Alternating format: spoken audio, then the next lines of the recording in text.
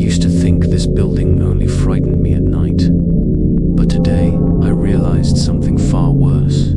It watches me in daylight too. I opened my door this morning, expecting the hallway to look normal, but the moment I stepped outside, the air felt different, thicker, heavy, like I was standing underwater instead of in an apartment building. The hallway lights hummed softly, flickering in a slow, deliberate pattern, almost like they were blinking or communicating.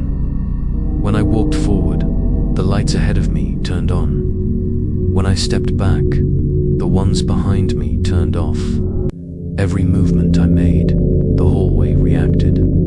I kept walking, even though every instinct told me not to. The carpet felt darker today, almost wet under my shoes, and the walls seemed to pulse gently, almost as if something inside them was keeping rhythm with my heartbeat. I wasn't planning to go near apartment 203, but the hallway stretched again longer, deeper, like a tunnel.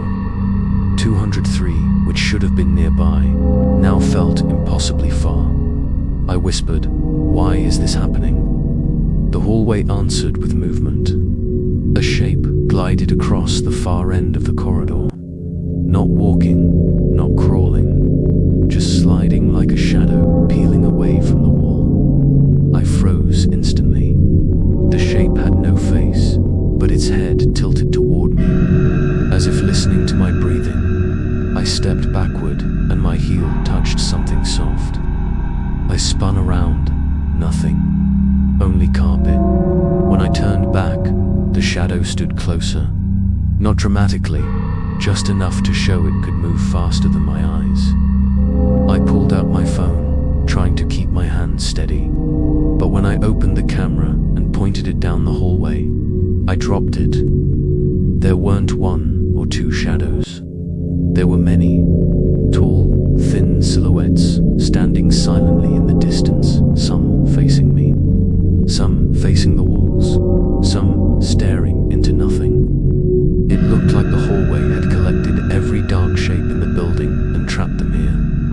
I bent down to pick up my phone and heard footsteps behind me.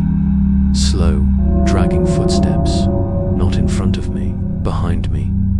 I didn't want to turn, but I had to. I turned my head slightly. No one was there, but the carpet fibers were being pressed down, step by step, as invisible feet walked toward me. My heart climbed into my throat. I whispered, "Please, stop." The footprints froze.